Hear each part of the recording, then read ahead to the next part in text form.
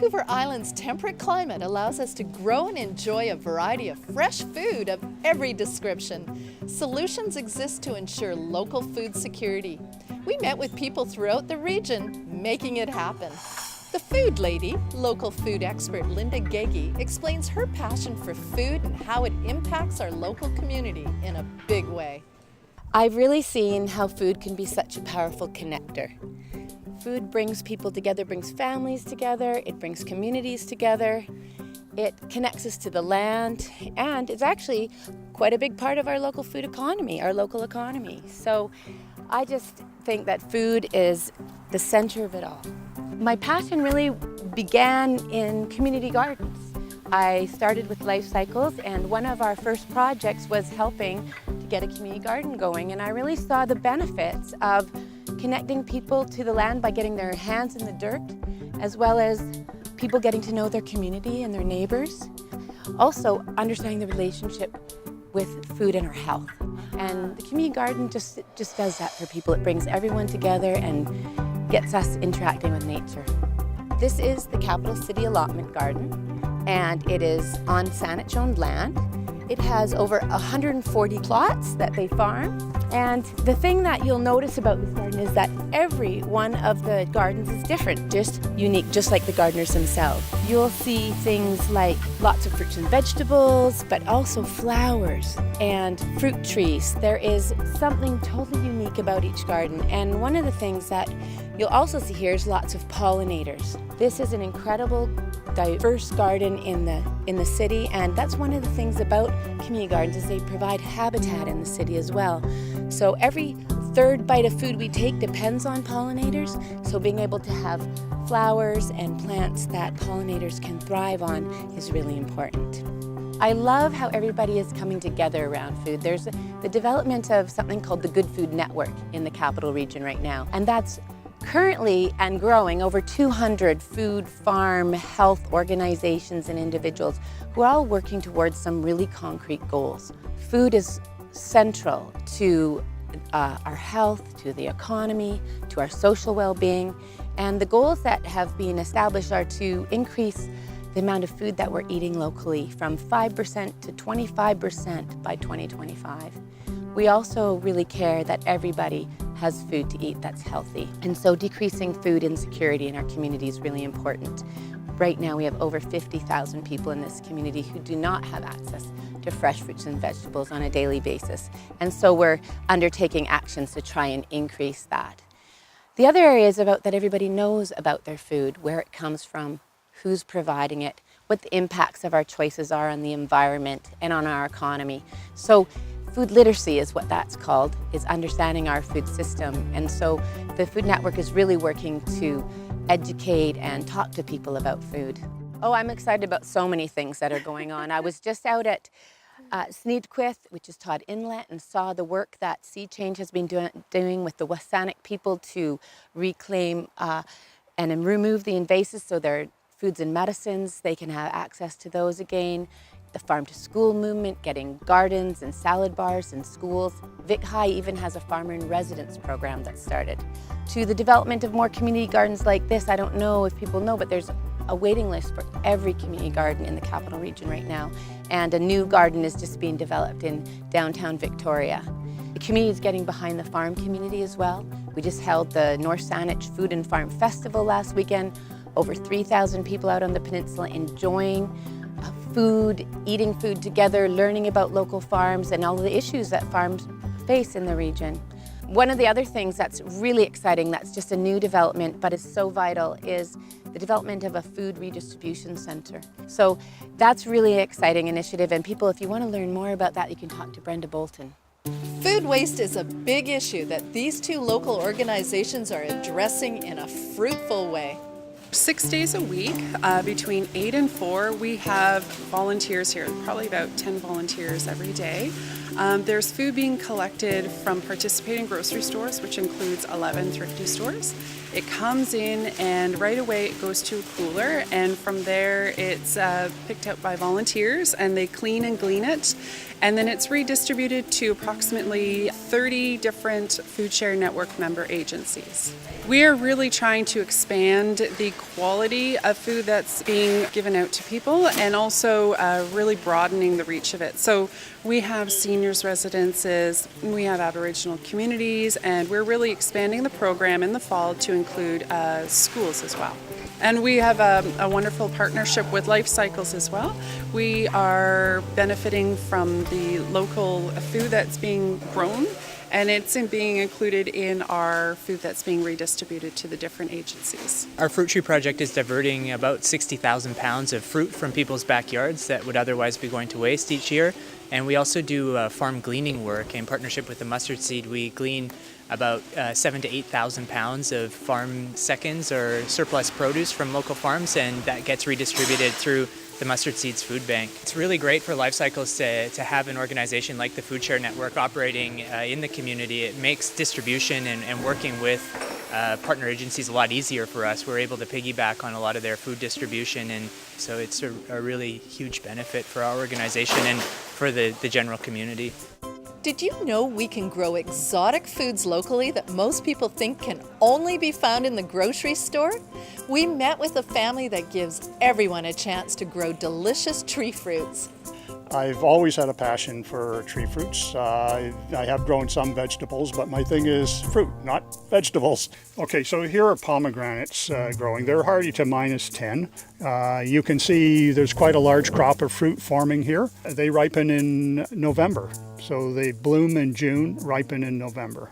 Is there anyone else doing this in Canada that you're aware of? It is catching on fast. And there are now, I would say, many thousands of people, especially here in the South Coast, who are trying to emulate some aspects of what we are doing, especially the citrus, growing lemons and limes in the ground outside, much the same way as people have traditionally grown peaches here. Pretty much anything that you think of as growing in the Mediterranean, that is in California or Spain or Greece, pretty much all of the fruit-bearing plants commonly grown there can also be grown here. So here are the Seville oranges. This is the classic marmalade orange. There are many famous marmalade manufacturers in Scotland, including the Robertson brand, and they would import their Seville oranges from Spain, as the name Seville suggests. The climate here is often described as a modified Mediterranean climate. There's 9 weeks of sunny, dry weather, and our winters are mild, and whatever rainfall we get happens in the winter. So, and we seldom get temperatures below -8 or -9, which means that virtually all of the Mediterranean tree fruits will survive the winter here. And almost all of the ones that you are commonly grown in the Mediterranean will handle temperatures to about -10, which is a temperature we almost never see here. So in terms of microclimates, on our own property here, it's well sheltered from the wind, has a full exposure to the sun with little or no shade. We have a very deep, sandy, well-drained soil that warms up very quickly in the spring. We often will grow things against south or west walls, and I might just suggest to your viewers that save those south and west walls for things that need it, like lemon and lime trees and peach trees and things like that, and don't waste it on rose bushes and camellias. They don't even like it there. So, yeah, so we do take advantage of the microclimates here. And against a backdrop of general climate warming, we've discovered, especially with figs, that many figs are now starting to ripen the second crop figs, which previously and historically did not ripen here. This local farmer found a creative way to repurpose a Christmas tree farm into a delicious, sustainable, and renewable crop. We're on the flavor trail, and we've got Laura here from Snowdon House, Gourmet and Gifts. Tell us about what you do here, Laura.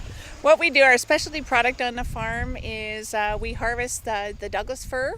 On the farm, we have over 1,500 trees on the farm, and so we now have a sustainable and renewable crop that's harvested from the fir. So we make a Douglas fir vinegar, a strawberry fir, a peach fir, a blueberry fir, and this year we've dried the fir and now done a cheese ball with the Douglas fir as a herb seasoning. We do a bread with it. Brie topper. The Douglas fir has just become a really incredible part of what we do on the farm. We also harvest a lot of the herbs on the farm to make different vinegars as well. Well, the trees were planted so it was going to be a Christmas tree farm. But then as I had to keep mowing in between the rows as the trees grew, I was getting really frustrated thinking all I was going to do was cut these things down. So I came in from the field one day very hot and bothered and threw a branch into a pot of strawberries, and that started the vinegars. A taste of sunshine can be found in every bite at this solar-powered bakery and home garden. We decided to switch to a more energy sustainable kind of approach to the whole business. So we spent lots of money on double glazed windows and more insulation and high efficiency oven, high efficiency equipment in the kitchen, on-demand hot water, and then we put the solar panels on the roof, initially to offset the energy use of the car, which is all electric, battery only. And the surplus, of course, comes into the panel, and we use that in the bakery first. So we bake with it a bit, and we drive with it. I haven't been to a gas station in almost 5 years. We can bake 5,000 loaves of bread, or drive 30,000 kilometers, or you can track very carefully exactly how much you produce, how much you use, and so on. So you can work these numbers out. For us, it's about 15% in the full sun. And the power is produced on our side of the meter, so it's local power. On top of that, we got this incredible marketing benefit because we had so many customers, I'd have to say, especially younger people, and I would say, in fact, even the kids come in and give me a thumbs up. This marketing effort result has been like a tidal wave of positive energy, which is really priceless. Here we are. Wow, Welcome this to is your garden. My garden, yeah. Beautiful. So here it is. Yeah. There's a lot here. Yeah, well, 5 years ago there was a lawn that the weeds didn't even want to grow in, and we were going to renovate a little bit. So we decided to put the rock pit at the front. The city of Colwood allowed it, which was great. We run the water from the roof of the garage and the house now, through the pipe, and into the bioswale, which absorbs water, and the wet-loving plants grow there. It's just this center strip with the blueberries growing, and boy, that'll keep it going. We're building soil here, manufacturing. We keep adding compost from the bakery, coffee grounds, eggshells, vegetable trimmings, and so on. Then that is mixed with the leaf mulch that's composted in Saanich, and that is applied on a regular basis along with other remediations. We spent thousands of dollars setting this all up from beginning to end over a period of 5 years. And we choose to spend our money here, and we grow food, and we're now harvesting thousands of dollars a year worth of product. Here we have some Spartan apples. We have a fig tree, which is coming to the end of harvest now. Oh, that's delicious. Isn't that something? Oh, So we have about 5 fig trees in the yard, and we're now well over 100 figs this year. And this is a mulberry tree. You know, you put a sheet underneath and you bang the branches and the mulberries fall into the sheet, and they're sweet like candy. yummy. It's a curry plant, and it actually smells like curry. Wow, it does. It's fantastic. Can you use it in cooking? Or does it just smell good? Absolutely. It works very well in cooking. And any way you would use any herb, it's just amazing.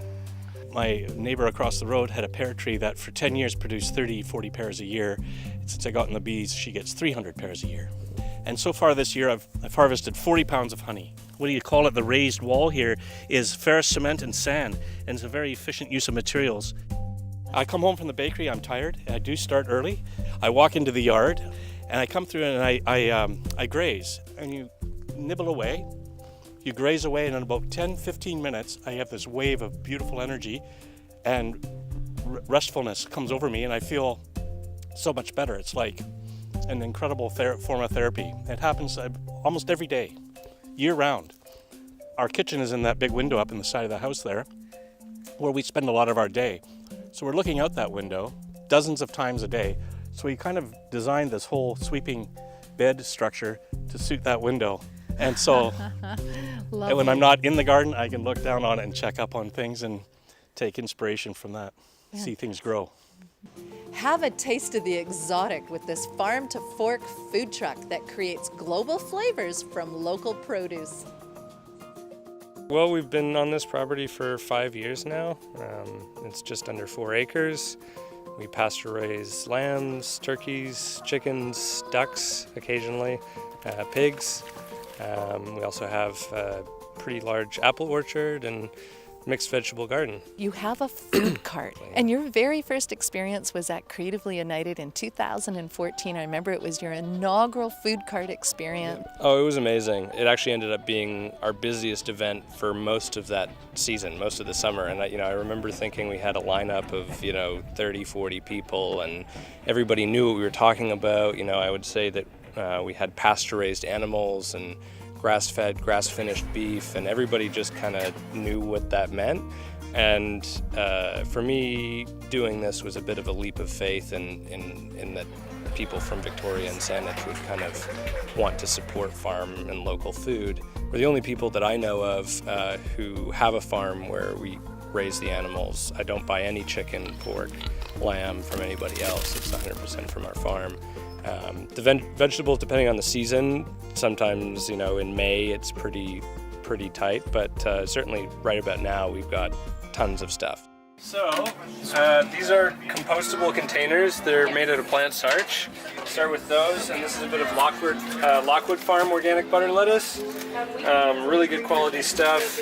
We don't grow enough lettuce. It's one of the only vegetables that you'll see that we're buying. But these cucumbers you saw the other day, these are rice vermicelli, Vietnamese rice vermicelli noodles that we cook on the truck. They've got a fantastic texture, as you can kind of see. They kind of jiggle around. They're really kind of fun to eat. My heart is in, I guess, Asian cuisine. Obviously, we don't have very many of the same ingredients, so instead of making mango chutney to go with our dal, we'll make apple chutney from our apples, or rhubarb chutney, or something like that. We kind of try and take some of the old methods that that I've been using at other restaurants and see what we can do with different ingredients that we have on the farm. We do a different menu every single week because we're using whole animals. We have to switch things up because we're following the seasons. We switch things up.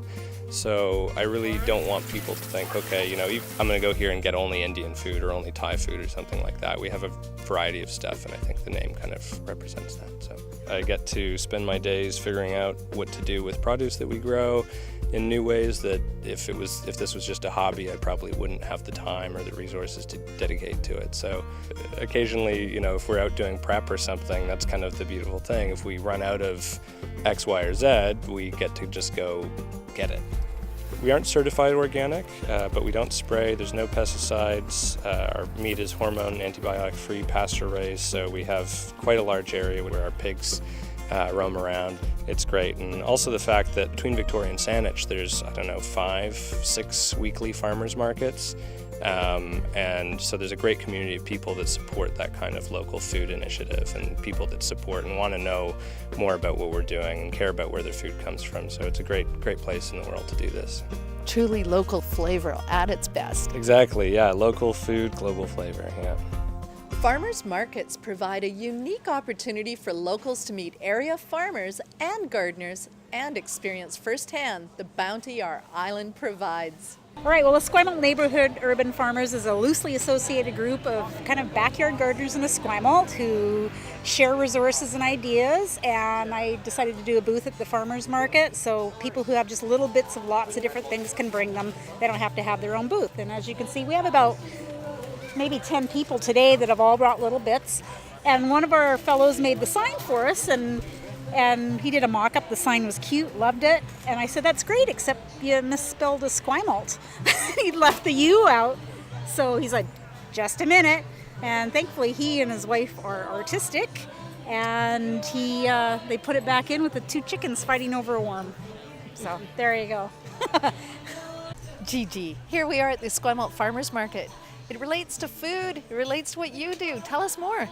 Well, I work at the Rainbow Kitchen Society, and we supply lunch Monday to Friday, noon, and we are sponsored by many donors and the community, Esquimalt community, and even the Esquimalt Farmers Market, everybody donates at the end of the day and donates in bins that go to us, the neighborhood house.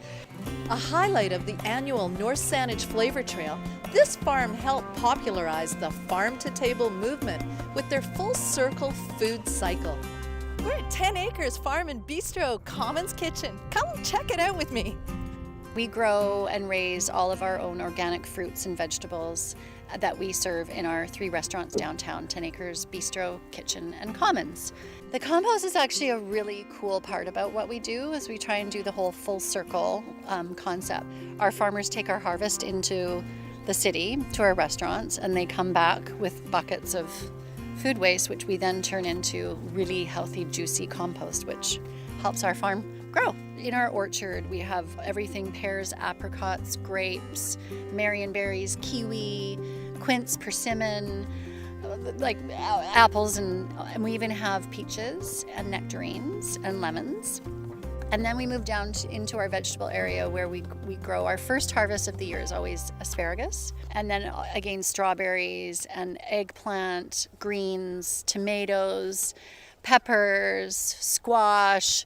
The sky's the limit. Everything we raise on our own farm and grow goes to our 3 restaurants and is served, so it's truly our farm to your plate. Here at 10 Acres Farm, I run the Woofer program. The Woofers are worldwide organic farming opportunities where volunteers from across the world come and stay at a farm for anywhere from 2 weeks to 2 months, and they work up to 5 hours a day in exchange of food on board. These are Ossabaw pigs. They're a cool breed, a rare breed of pigs. And those are 8 piglets coming from the mother. Her name's Butterfly. She's really sweet. She's not aggressive. She's very playful and intelligent, and so are her babies. I've had her for 2 years, and this is her 5th litter, the most successful litter so far.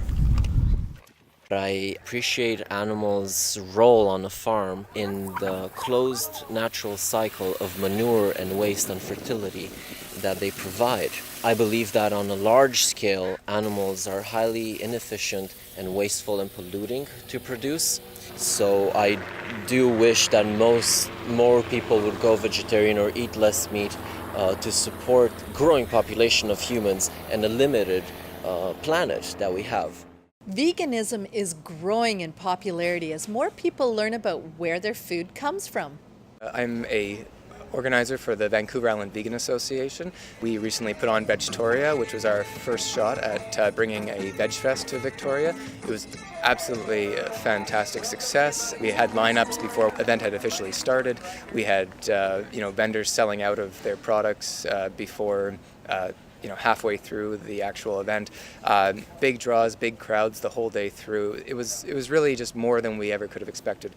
And through that, we've actually seen a growing movement of veganism through the community in Victoria and across Vancouver Island. Really, we've had a significant number of more people reach out to us about veganism, as there's been a lot more vegan businesses coming forward. Of course, the Very Good Butcher is a tremendous example of a successful new vegan business that had lineups out the door for hours on opening day, and we have the Vegan Hippie Chick and other businesses that are bringing a different flavor to downtown Victoria, and one that I think Victoria is long overdue. We have Green Cuisine here, which has been here for over 25 years and has been a tremendous success. Vegans and non-vegans alike enjoy the food and like the atmosphere here, and we want to just continue to see that grow and empower people who are interested in promoting veganism in their businesses or in the community at large.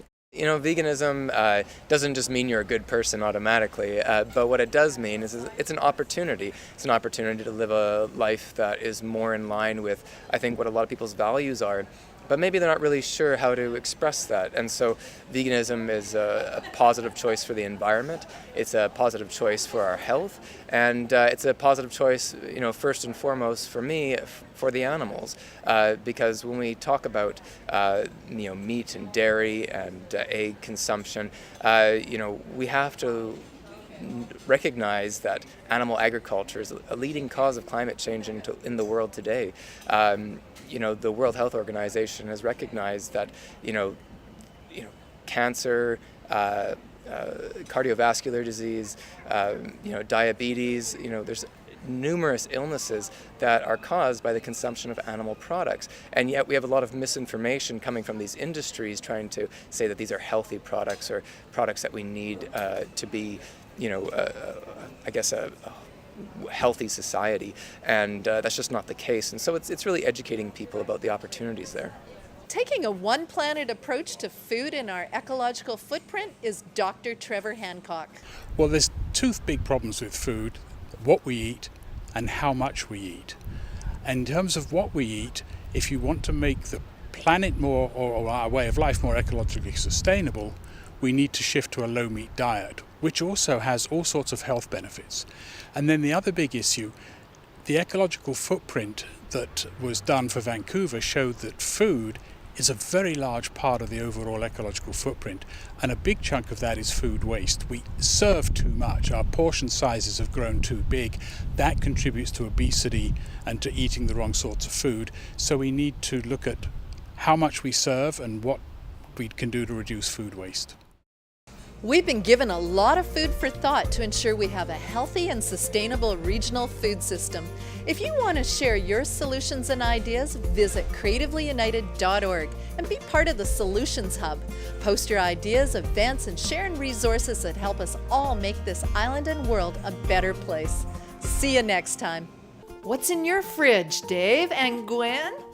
Well, I haven't put this in the fridge yet, but we've got some fresh honey from this year. 2 queens have produced 40 pounds so far. We've got spring honey, a little darker a month later. We've preserved some carrots, figs. We've made some fig spread and some fig jam. Got some strawberry jam. Jam gummy berries is a new one. Call this one a garden jam. It's a whole variety of things. Oh, we have some nice fresh tomatoes.